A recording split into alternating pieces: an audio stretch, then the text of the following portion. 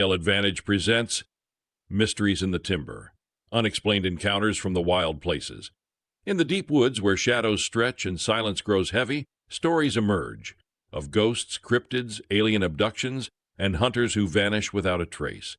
Here the wilderness hides more than just game, it hides secrets. Join us as we step beyond the campfire light and into the unknown. This is Mysteries in the Timber.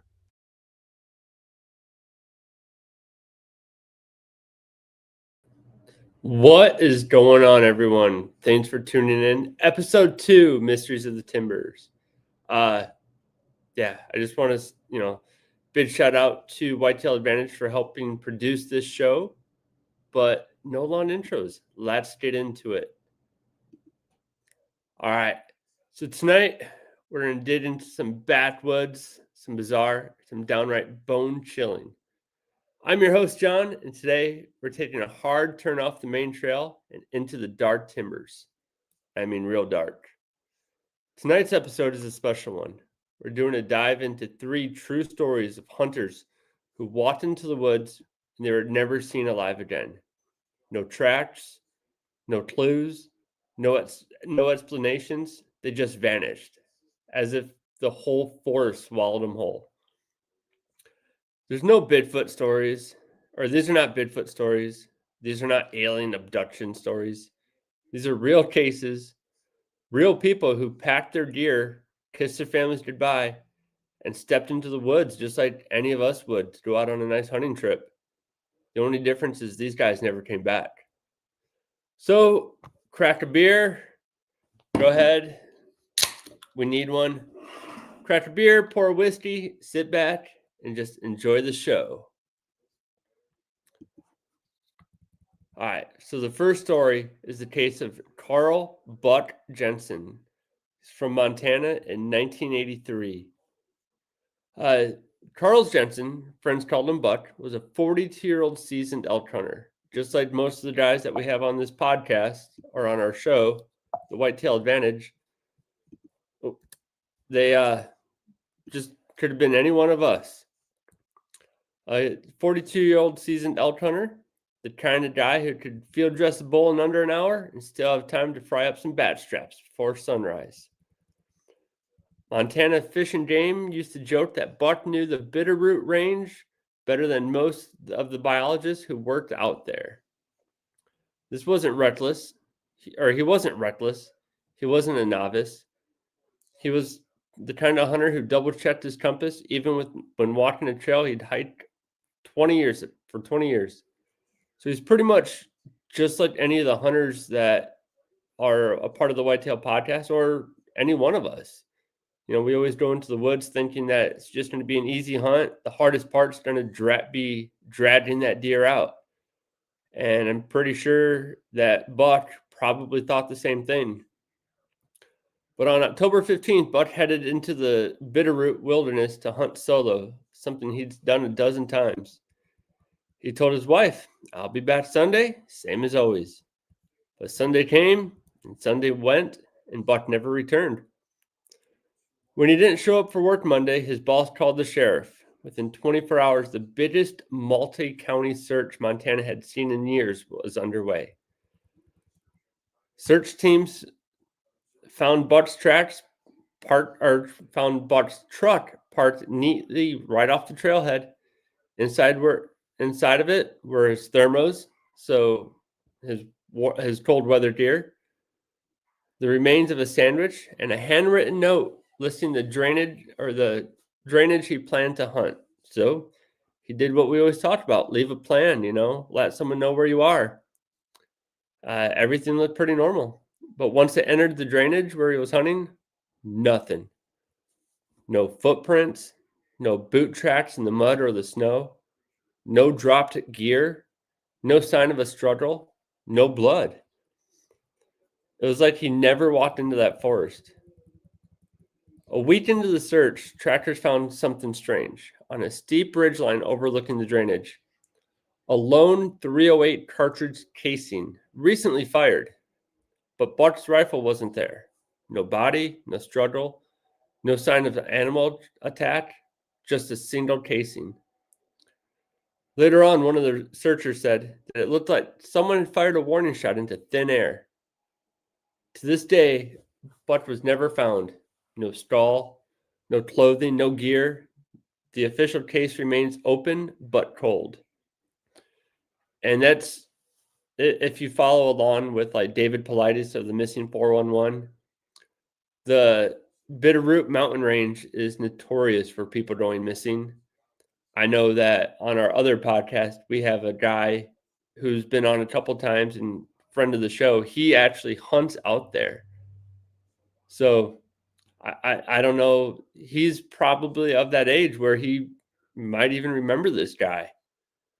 I mean, the hunting community is already small enough, and when one of us goes missing, we do what we can to look. And in this day and age with social media, it's nothing for us to help share a post. I mean, what was it, back in September, we had those 2 elk hunters go missing in Colorado, and within hours, all the hunters I knew were sharing it. I mean, it's just what we do. We have to look out for each other. And they ended up finding those 2 hunters, but never found Buck. So if you guys know of anything or are ever out in the Bitterroot Mountains, keep your eyes open, guys. You never know what you're going to find. All right. Story 2. This is the case of, sorry, let me get this. The vanishing of the Parker brothers in Arkansas in 1999. Story 2 takes us clear across the country into the thick, swampy, humid mess of the Ochata National Forest. I hope I said that right. If not, someone please correct me. 2 brothers, Paul and Raymond Parker, deer hunters, and good ones at that. The kind who grew up tracking whitetail through briars and creek bottoms. For any of you have ever hunted Arkansas, it's pretty treacherous, that's for sure.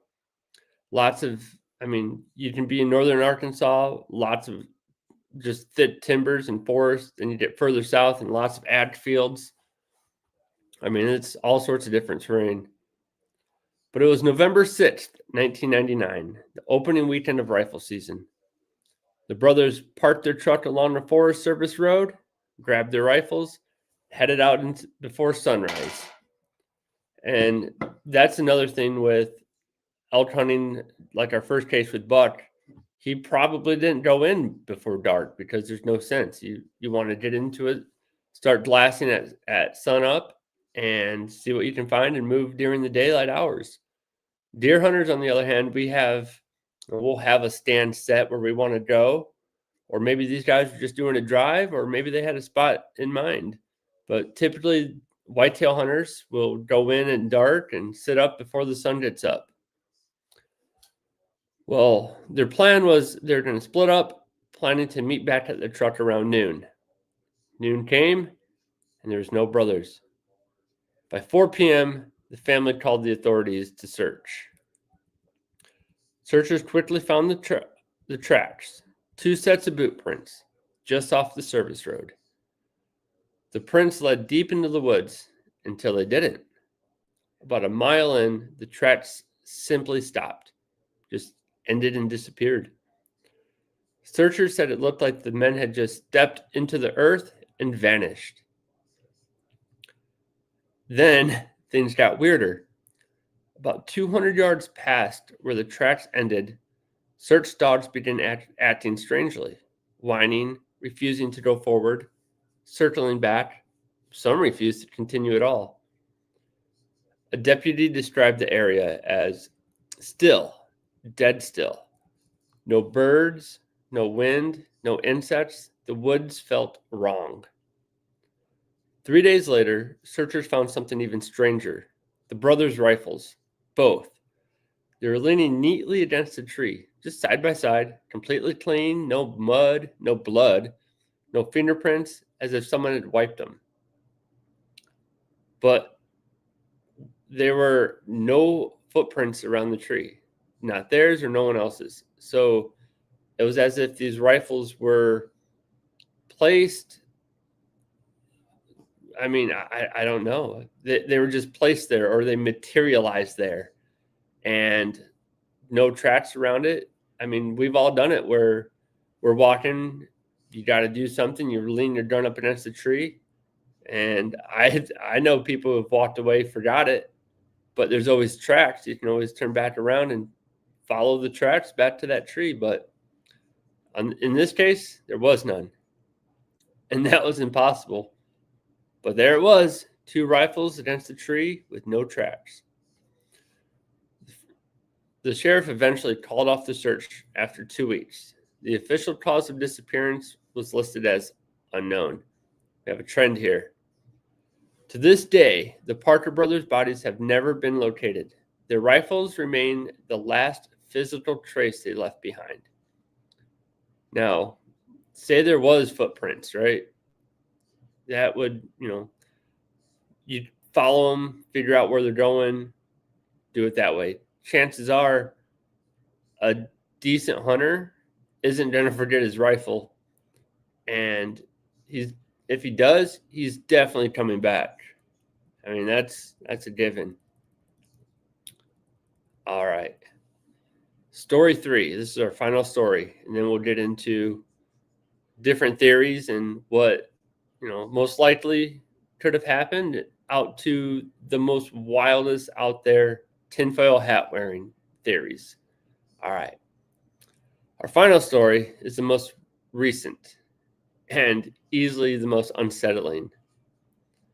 New Mexico, 2017, so not very long ago. The Lincoln National Forest, rugged country, steep canyons, high desert terrain filled with mule deer, elk, and thick strands of juniper. 37-year-old Tomas Reyes was a bow hunter, experienced, successful, and obsessed with chasing big muleys in that remote country.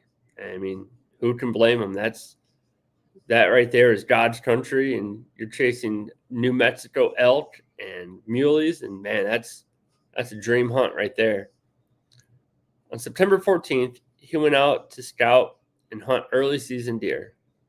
He carried a compound bow, a small pack, a GPS unit, and a radio. Side note here, if you guys are going anywhere, especially anywhere you've never been, highly suggest GPS. Phone service doesn't always work, but you can get what's called I want to say it's a GeoSpot, or what it is it's a device that you can carry with you, almost like a phone. It connects right to the satellites, up above in space. You have a panic button. If something happens, you hit that panic button. It sends a SARDOT or a search and rescue team out for you, and they're going to find you. You can get different models. Some models have phones where it's a sat phone, so you can call home, or you can still be in touch with someone. But going out without a GPS, without a map, with even a compass, just for your general directions. I mean, I always have a map and a compass, even in the spots that I've been to hundreds of times. So if you're not packing that, I'd highly suggest it, and not just pack it, but learn how to use it. That's key. You can have it and never use it, but if you have it and need to use it and don't know how, that's when trouble begins. All right, back to the story here. At 9:42 a.m., he radioed his cousin. "I've got tracks. Big buck, fresh. I'm cutting north." At 10:17, another transmission. "Think I've got him bedded. Might be close." Those were the last words anyone heard from Tomas. When he didn't return that evening, his cousin hiked the ridge where Tomas last checked in. There, he found Tomas's GPS sitting on a rock, turned off. Now, why would it have been turned off? I mean, that's something you would want to have on as soon as you left that truck. And I'm pretty sure Tomas had done that before. So we'll put a pin in that. Now listen, everyone who knows Tomas said the same thing, just like I did. He would never turn his GPS off, ever. Search teams moved in immediately, drones, dogs, helicopters. So this case being from 2017, the other one being from 1983, and the one after that was in 1999. So the technology out there, the search and rescue efforts, I mean, it's gotten a lot better from 99 to 2017. People have drones now. I mean, civilians can have them. They can help with search and rescue. There's just all sorts of capabilities out there now for this. Search teams moved in immediately. Drones, dogs, and helicopters. After 3 days, they found Tomas's bow. It was just laying in a narrow canyon bottom. No arrows missing, no signs of struggle, just gently placed on the ground. His pack was found the next day, hanging neatly from a tree branch, zipped shut, nothing missing. But his boots, never found. His clothes, nope, never found. His body, never found. On day 6, searchers found the last piece of evidence, a single arrow, unfired, resting on an open rock shelf overlooking the canyon. No footprints around it. The official search lasted 14 days. Then another 6 weeks with volunteers. Still nothing. Tomas Reyes simply disappeared. Some say he fell into a hidden cave system. Some say he was abducted. By who or what? Nobody can agree. And some say he was taken by someone living off-grid in the forest. The truth is, nobody knows, and that's just like all 3 of our cases. They went in and they just plain disappeared. Sometimes we would find a little bit of evidence that they were still there. Other times, nothing. And this is, I'm not going to lie, going out into the woods and hunting all the time, fishing, and especially having my kids with me. I mean, these cases always stick with me. Hearing it, you hear from the missing 411 with David Politis. And I can't help but in the back of my mind constantly wonder, like, okay, well, what's happening here? Because it's almost like you can't just chalk it up. Oh, he just disappeared, just went off grid, disappeared. That's it. Move on. Then you have others who are like, oh, no, it's got to be Bigfoot, right? Bigfoot does all this, blah, blah. But the truth is, or aliens or whatever, different areas of the country have different cryptids. You have the Wendigos and the not deers, and just you have all sorts of stuff out there. But these 3 cases are cases where we had well-trained search and rescues out there looking for them. They can't find them. They have searched areas multiple times. Then all of a sudden, oh, we find a bow, or we find 2 rifles leaning up against a tree. I mean, there's no rhyme or reason on why these people are just disappearing. All 3 men were experienced outdoorsmen. All 3 of them had families. All of them had plans on what to do. Tomas had a GPS and had done this numerous times, and yet it happens to him. And it's those mountain ranges, those areas. Yeah, they're especially New Mexico. We all know Roswell, New Mexico. New Mexico is one of the big UFO hotspots. And there's a lot of shady government stuff out there that's happening. And who knows? Could it be aliens? Yeah, it could be a lot of things too, though. I'd love to hear what you guys think about it. I'd love any comments or just anything that you think what it could be. What do you guys think it could be? We see. I got some comments here. Dave from PSE Mobile Hunter. Dave from Whitetail Advantage. The Michigan Dog Man. Yeah, it could be. But none of them are from Michigan. So we'll go ahead and chalk it up to the New Mexico Dog Man. I don't know. Yeah, we'll never know what the military and government is hiding, and this is true. And a lot of that falls back. If you don't believe that, you can go back and check it out. I mean, you don't even have to do a Freedom of Information Act. I mean, the Tuskegee experiment down in Arkansas, I think it was down in Arkansas, is just one of the many government conspiracy or government things that they did that was horrible. So what could this be? I got my tinfoil hat. I could throw it on, but I'm not going to. Could it be Bigfoot? I mean, it could be, absolutely. The thing is with Bigfoot, you would expect tracks, you would expect, body parts if it's ripping them apart. But at the same time, you also have stories of not just Bigfoots, but orbs and lights floating around in the skies, right? And typically, if you dig deeper into any Bigfoot sighting, you're going to see orbs affiliated with that. So, take a sip of the old beer here. All right. Orbs and Bigfoots, right? They go hand in hand. Could this be something? Could this be what's making these hunters disappear? I mean, it absolutely could be. Now it gets you to thinking, okay, well, what is Bigfoot then? Is it just a giant creature who has to abide by the laws of physics here on Earth and roaming around and picking up hunters? I don't think so. I wouldn't say that. Getting deeper into it, like we have some guys watching right now. What is your theories on Bigfoot? What do you guys think Bigfoot really is? Do you think he's that giant forest ape? Do you think he's part human, the missing link between human and ape?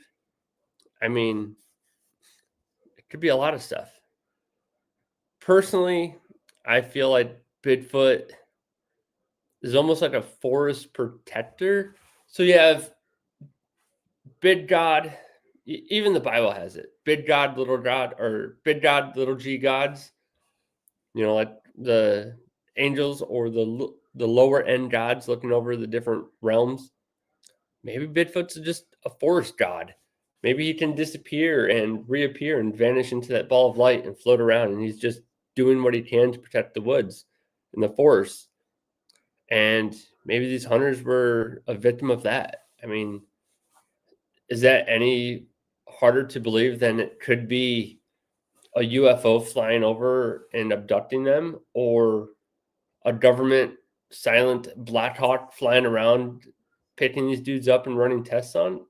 No, I mean, the cases are strange enough where pretty much any option is there. If you think the Loch Ness Monster swam up and grabbed him, you could probably come up with some proof with that. But we got another comment here. Let's see this one. From Dave Heath, there was a real documentary where they were searching for the Yeti and found actual female Neanderthal woman that was captured and kept in a cage. And a guy had sex with her and had a kid. If I'm not mistaken, that was in Russia or Siberia, somewhere around in there. And it was the Russian army was getting reports of like a wild man in the woods. And he went up there or the government went up there and found this wild man basically in a cave. And he was, I want to say he was like part Neanderthal or something like that. Or no, maybe you're right. Maybe it was a woman. And yeah, it was not as long ago as you would think. Yeah, it was a woman, and they held her and tried to like interrogate her. And yeah, like you said, pretty much had their way with her, had a kid, and that was, I want to say, early 1900s. So it wasn't that far off. I mean, 100 years, maybe, not too far. And that's in Russia, where, I mean, Russia has such a vast territory that no one even lives you go up into like Siberia, and then even into that, I forget the name of it now. It's the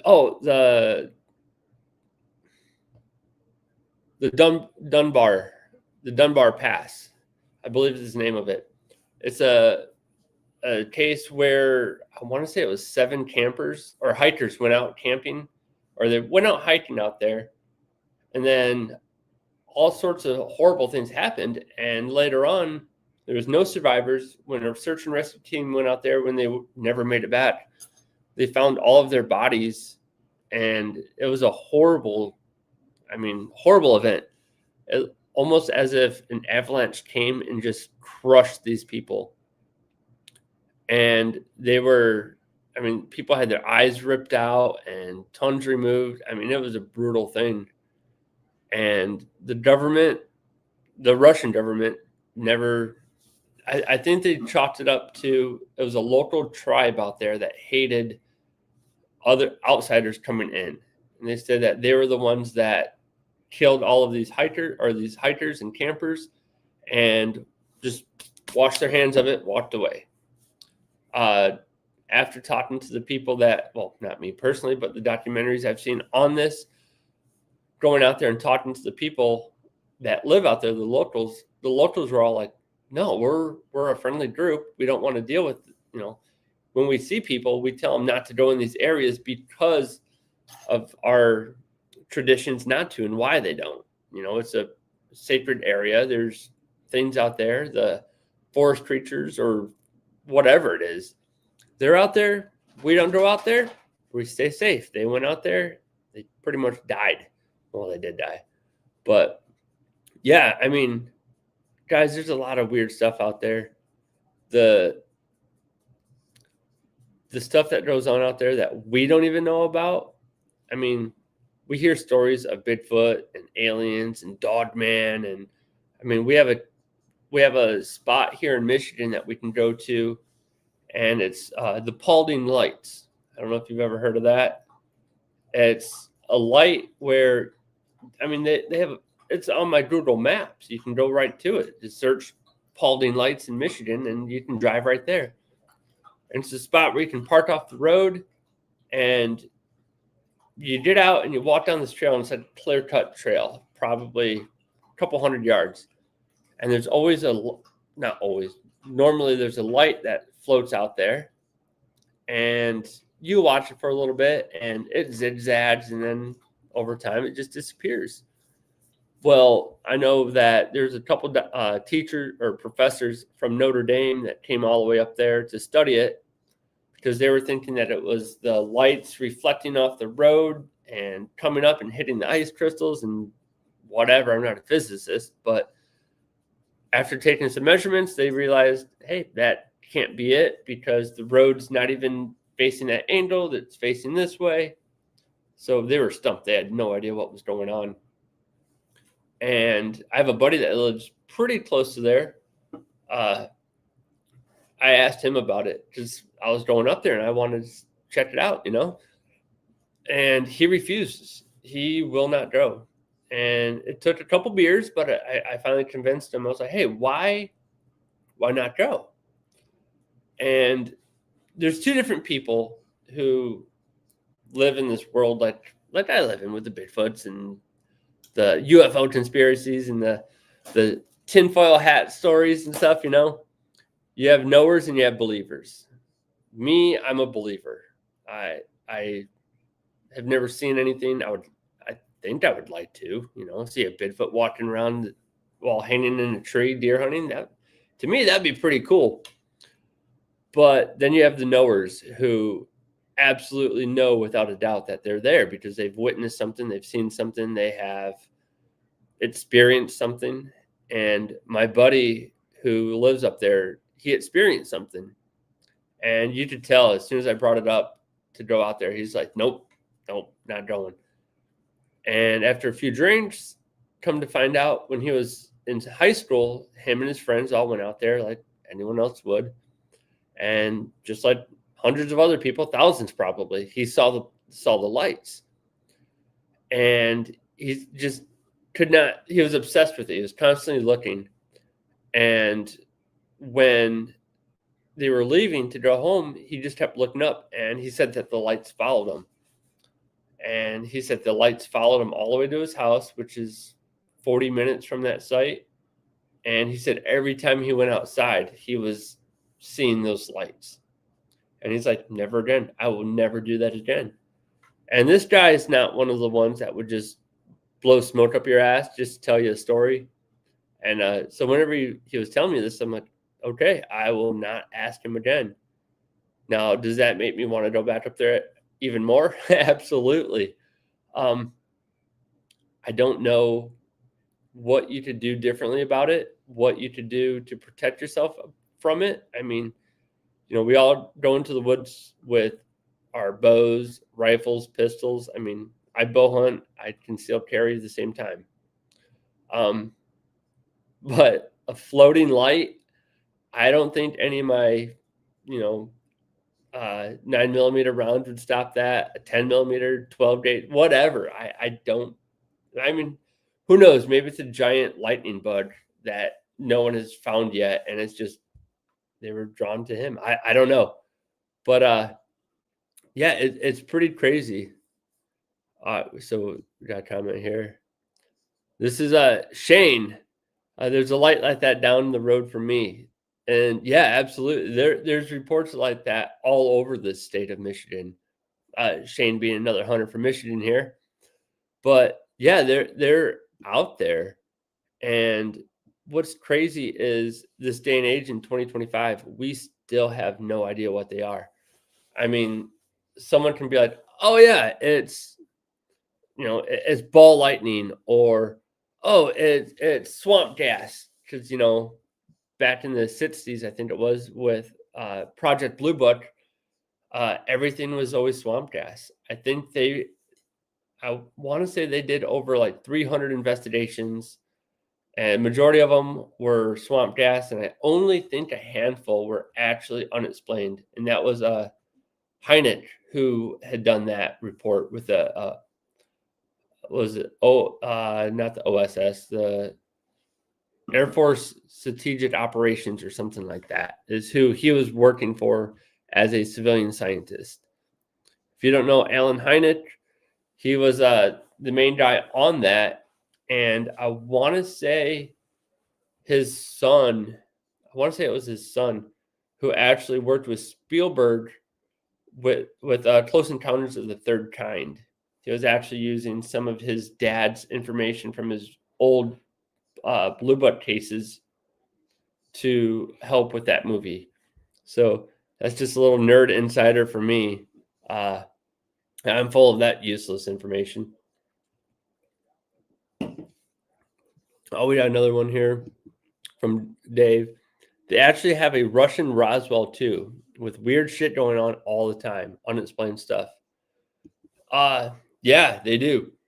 And with the Russian UFOs and all the UFO activity over here, and we have disclosure happening, right? The government coming out saying, hey, we do have UAPs, which used to be known as UFOs, which were flying saucers. They just changed the acronyms to, get people off subject, right? UAPs, UFOs, all the same thing.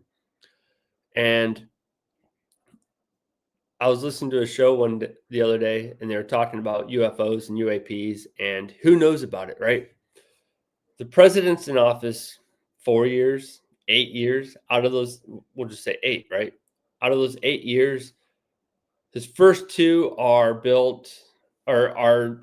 used building his cabinets and everything like that, and getting shit rolling and trying to work.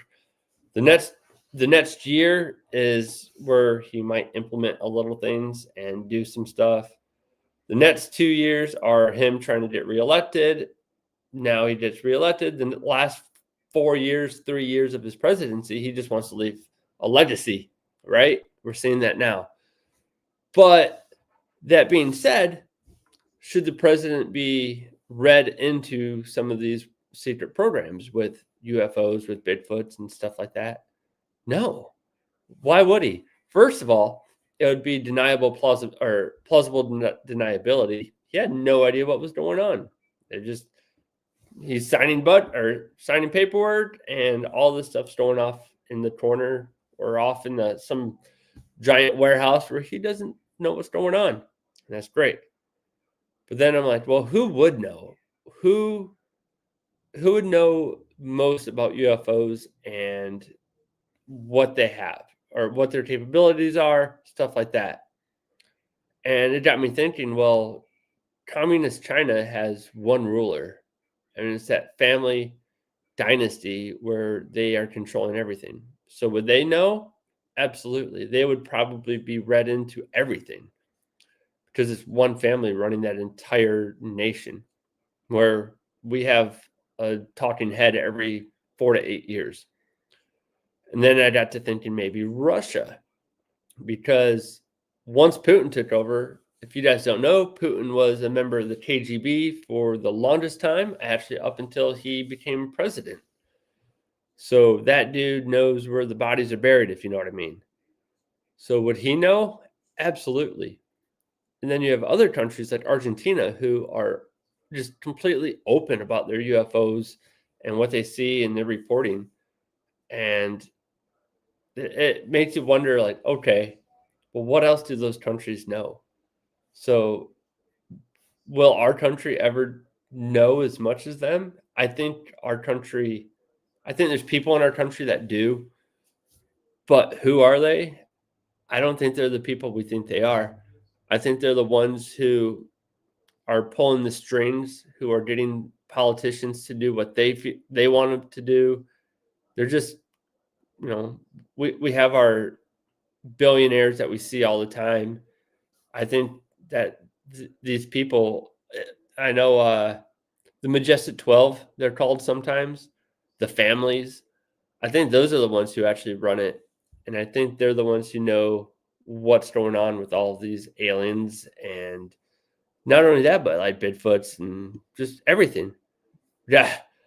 Got a comment here from Flavors of the Forest, which, if you guys haven't tried it, go ahead and try some Flavors of the Forest Bigfoot breath. Amazing stuff. Trump would love aliens. Absolutely. But we have to figure out a way to get Flavors of the Forest into the White House. Send it to the White House chef or something. That would be fucking awesome. And I mean, yeah. So that being said, we're going to cut the show a little early tonight. I've had a busy day and it's been wild, but I got a lot of great feedback on my first episode. The second one, I wanted to do something because it's hunting season, and I wanted to talk about the hunters who go out and never return.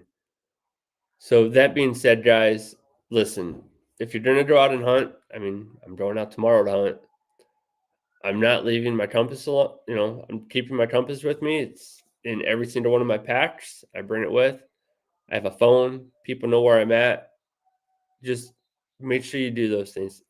Worst case scenario, just tell somebody what, and this is the hard part, guys. I know it is, but just tell somebody that you trust where you're hunting. Because you tell the wrong person where you're hunting, you're going to have someone hunting that spot soon. But all jokes aside, man, yeah. These three cases that I went over with today, it's horrible. Their families have no answers. I mean, when a search and rescue is performed, you are hoping to God that you find them. No one wants to do a recovery. And then as the days go on, I mean, it turns into a recovery effort. Then at that point, at the recovery effort, you're just searching for a body now. And at what point do you stop to say, hey, we can't do this anymore because we're putting our men's lives at risk? And that's got to be one of the hardest things to do. I've never had to go through that, never had to tell a family that, hey, we are giving up on the search. And for any of you guys out there that ever had to, I'm sorry, man. It's got to be like one of the hardest things to do. So let's do our part and let people know where we're going, when we're hunting, I mean, you don't have to be exactly specific because, I mean, there's some good hunting spots out there, and you got to keep them, keep it on the DL, if you know what I mean. But guys, I want to say thank you for tuning in. Thank you for watching. And if you liked what you hear, tune in next time. If you ever want to be a guest or talk about the strange, spooky, and just anything, just drop a line, hit us up on Instagram. You'll find us at Whitetail Advantage. I'm working on a Mysteries of the Timber site, or just reach me through Johnny Nitro Night on Instagram. We'll have you on. We'll talk about whatever you want to talk about. The stranger, the better. Conspiracies, disappearances, all of that. That being said, it's December 9th. You guys have a good night. You've been listening to Mysteries in the Timber, presented by Whitetail Advantage. If you've enjoyed tonight's journey into the unknown, be sure to follow the show, leave a review, and share it with a friend who loves the unexplained. Until next time, keep your lantern close and never stop searching the shadows.